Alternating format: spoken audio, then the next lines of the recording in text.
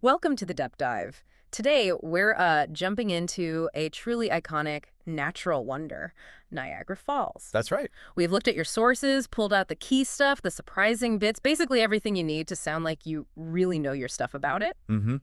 Ready to make you instantly informed. Exactly. Ready? Let's dive in. Okay, so Niagara Falls. Let's unpack the sheer scale first because it's huge. It really is. Most people maybe picture one giant waterfall. Yeah, but it's actually three distinct falls, right? You've got Horseshoe Falls, the really big, famous one on the Canadian The side. powerhouse, yeah. Then over on the U.S. side, there's the American Falls and the Bridal Veil Falls. Smaller, but still impressive. Absolutely. And the height, about 51 meters or 167 feet. Horseshoe Falls alone is, what, nearly 800 meters wide? Yeah, over 2,500 feet. And the water volume, get this, over 3,100 tons of water every single second. Every second. It's hard to even wrap your head around that kind of power. It really is just raw natural force. And what's fascinating, like beyond just the spectacle, is how we actually use that power. Ah, right, the hydroelectric aspect. Exactly. It's a massive source of clean energy for both Canada and the U.S. It powers millions of homes. So it's this balancing act, isn't it? Harnessing the power, but also, preserving the beauty of the falls. Precisely. Leveraging that force without really diminishing the majesty you see. It's quite an engineering feat tied to a natural wonder. Hmm. And if you connect that to the bigger picture, the history here runs just as deep as the water. Okay. The name itself, Niagara, apparently comes from an Iroquois word, Ongiara, Oh, interesting. What does that mean? the strait, which makes sense. And, indigenous peoples lived there for thousands of years before Europeans arrived. Right, long before Father Louis Hennepin saw it in, what, 1678? Yeah, his visit is the first recorded European one. Then, much later in the 1800s, it sort of exploded as a destination. The honeymoon capital. That's the one. Yeah. Became incredibly popular for newlyweds. And you can't talk Niagara history without mentioning the Bear Devils, can you? Oh, definitely not. The barrel jumpers. Yeah, people trying to go over or tightrope walk across. It seems almost crazy. What do you think drives that, facing that kind of nature? Well, it's maybe that primal urge to test yourself against something so powerful, so immense. It's more the unconquerable sort of thing. Kind of, yeah. Bit reckless, maybe, but it certainly adds a dramatic layer to the Falls story. Definitely dramatic. So, okay, we know the scale, the history, Mm-hmm.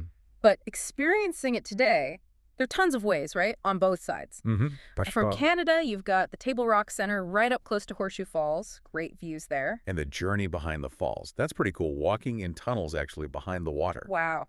And on the U.S. side, You got Niagara Falls State Park, which, fun fact, is the oldest state park in the entire U.S. no kidding. Okay. And the Cave of the Winds Walk, that gets you really close to the Bridal Veil Falls. You get soaked, but it's amazing.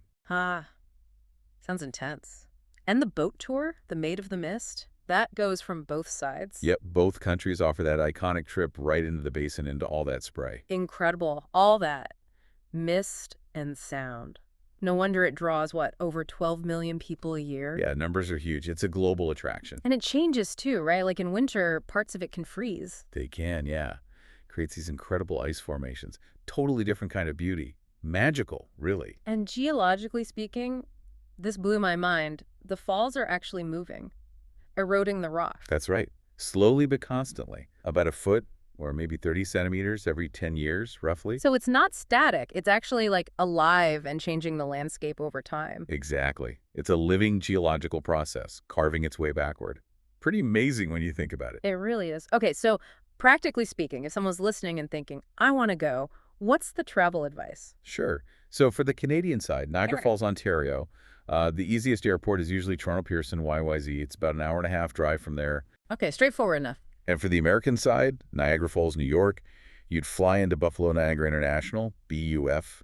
That's much closer. It's just a short drive. Got it. So pretty accessible from either side. Definitely. Both offer great ways to experience the falls. Perfect. So there you have it. We've taken our deep dive into Niagara Falls, the power, the history, the experience, all distilled from your sources to get you quickly up to speed. It really gives you a great snapshot. Hope you found it useful. And maybe it leaves you with a thought to chew on.